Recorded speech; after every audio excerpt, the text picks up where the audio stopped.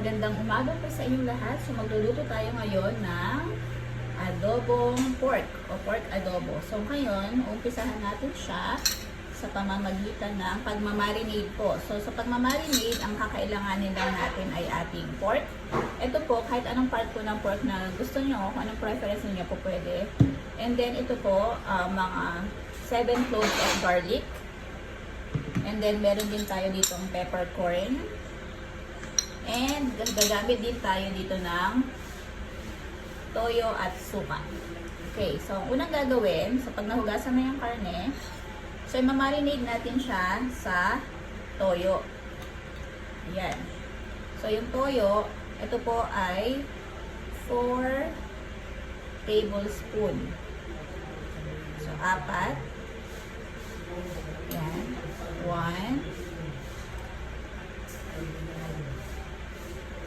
2, talaga nagbilang mo.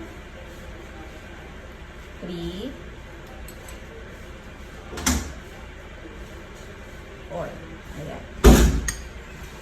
And then, itong suka po, kahit mamaya na lang po pala. So depende po sa inyo kung gusto nyo. Kasi po may tendency po kasi, is baka po kasi maluto yung karne. Ganyan. So, ang gawin na lang po natin is yung toyo na lang po muna. So, mamaya na lang po yung suka.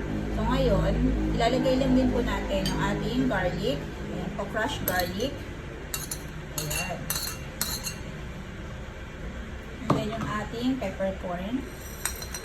Kung gusto nyo naman po yung pinong paminta, pwede rin po. So, ngayon, yan.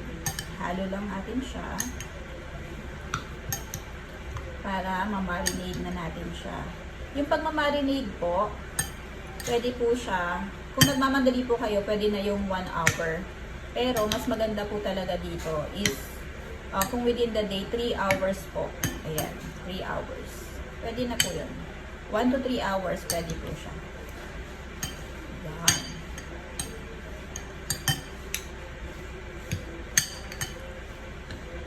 Then, itabi na po natin siya.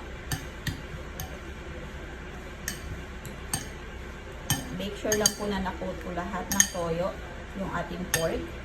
Yan. Gagawin po natin itong pagmamarinade is para po pumasok po o manuot po yung lasa sa ating pork.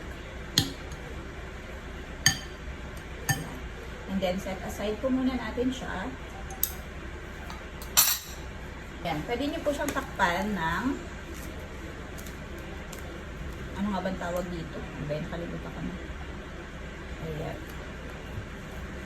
Cling wrap. Ayan. Ay, Diyos ko Lord. Nakakalandatin ang lola niyo. Ayan. Cling wrap po. Nilagay lang po natin siya sa ayan, set aside muna natin siya. Lagay natin siya sa ref. Ayan. Pero kung malamig naman ang panahon, tulad ngayon umuulan. So, pwede naman siguro dito sa lamay sa lalaman. Make sure lang po natakpan natin siya para hindi po makontaminate yung ating minamarinate na pork. Set aside na po muna natin siya. Ayan. So, ito na yung ating na-marinade after 3 hours. Ayan. So, ilagay muna natin ang ating patatas. So, hindi naman siya yung prito. Siguro mga 2 minutes lang.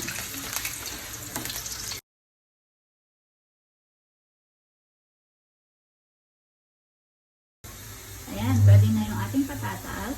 So, set aside lang muna natin yung ating patatas. Set aside muna natin.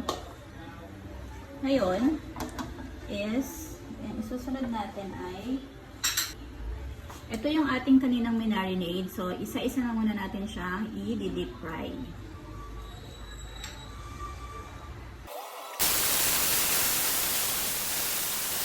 Basta maluto lang po yung mga surface. Ayan.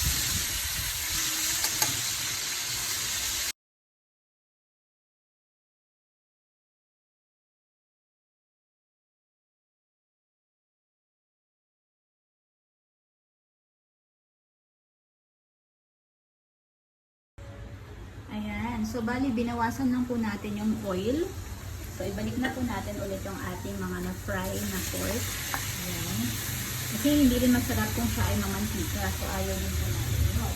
So, ngayon, after that, So, yung sobra nating marinade kanina, so, i-add natin siya dito. So, ilalagay na natin siya. There. Tapos, lagyan natin siya ng 1 and 1/2 cup of water. Ayan. Kalahati pa. 1 and 1/2 cup of water. And then, medyo ihalo lang natin siya ng bahagya. Ayan. Halo lang natin ng bahagya. Ayan. Tapos, ayan, medium to low fire lang muna tayo. Ayan, pag nakikita natin na parang medyo gumagalaw na siya, na parang kumukulo, ganyan natin yung gilid para yung mga parang nakita natin kanina parang mga sunog, ayan, parang i-deglaze natin siya para sumama din yun sa ating flavor. Ayan, ganyan. So, parang malinis na yung ating kawali. Wala na yung parang pinagpretuhan kanina kasi sasama na siya sa flavor. I-deglaze lang natin siya. Tapos, ito na yung time para maglagay tayo ng suka. So, kailangan natin ng 6 tablespoon ng suka. So, 6. Bilang ulit tayo. 1, 2, 3, 4, 5, 6. Talagang may pagbilang, no, nalalaman. Ayan, para sakto. Ayan, tapos huwag po muna natin siyang ihalo. Pantay muna natin siya na kumulo para maluto yung ating suka. Ayan.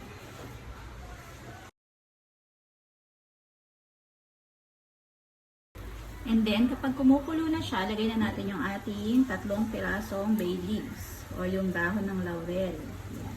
Make sure lang po na yung dahon ng laurel is nakalubog siya sa tubig. Yan, para yung flavor makuha natin. And then, ito po optional lang. Kung gusto niyo po, pwede kayo maglagay ng paprika. Ako po naglalagay ako ng paprika. Pero optional lang naman. Yan, lagay natin lahat. Mga teaspoon lang po yan ng paprika. And then, ilagay natin po natin ang ating sugar. So, mga 1 teaspoon lang po ng ating sugar. Ayan. So, optional lang din po itong ating sugar. So, kung ayaw nyo maglagay, okay lang po. Ayan. Takpan lang po natin siya. After mga 10 minutes. Ayan.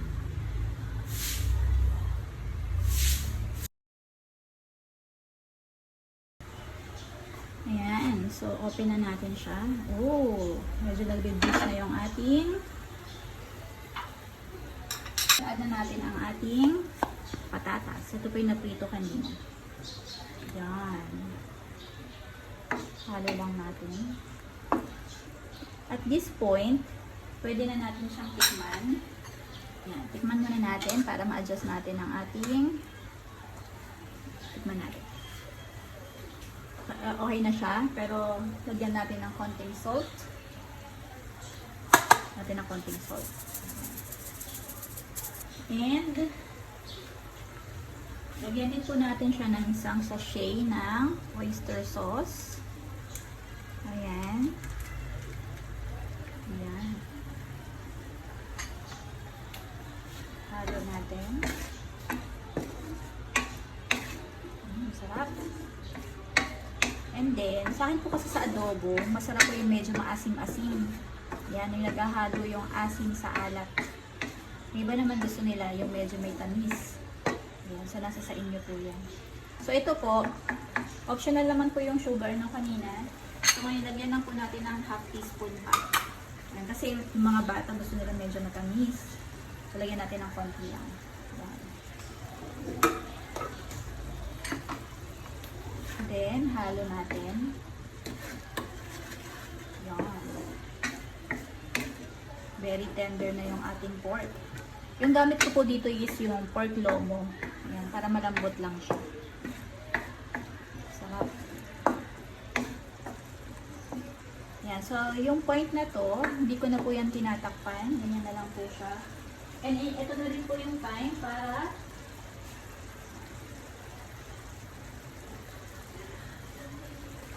maglagay ng ating hard-boiled egg. So, depende po sa inyo kung gusto nyo lagyan ng hard-boiled egg. Pero ako po nilalagyan ko siya. So, optional naman niya kung gusto. Lagyan pag ayaw. So, huwag lagyan. Yan. So, depende po sa inyo kung ilang hard-boiled egg, kung ilan kayo sa bahay. Yan. Yan, diba? Napaka-nutritious. Yun. So, tikman na ulit natin. Sakto na.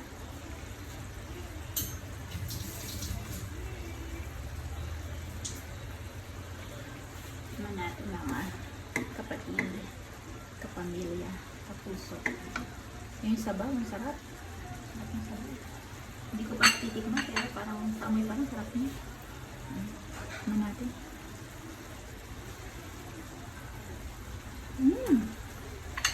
Ang sarap po.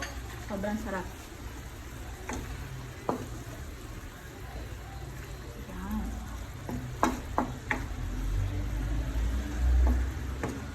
Yan. So, kayo na po ang magtansya ng inyong paglasa. Pero, ayan, masarap na po yan. Tsaka yung sauce, very thick. So, yan. Medyo ilapit lang natin yung ating camera. Yan. So, diba? Ang sarap. Ayan. Bawasan pa natin ng konti yung sabaw. Sa adobo kasi sa akin ha, mas gusto ko yung mas konti lang yung sabaw. Kung meron kayong siling haba, yung siling labuyo, pwede rin. Depende sa preference niyo. Ayan. So, ayan. Okay na yan. Tapos na.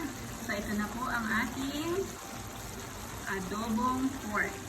Salamat po sa inyong panonood. Thank you. Pakita lang natin yung ating sabaw. Diba? Ayan. Masarap. Kanin na lang. Makapa-extra rice po kayo nito. Thank you. Thank you for watching. Next time po ulit sa ating recipe. Bye. Let's eat na.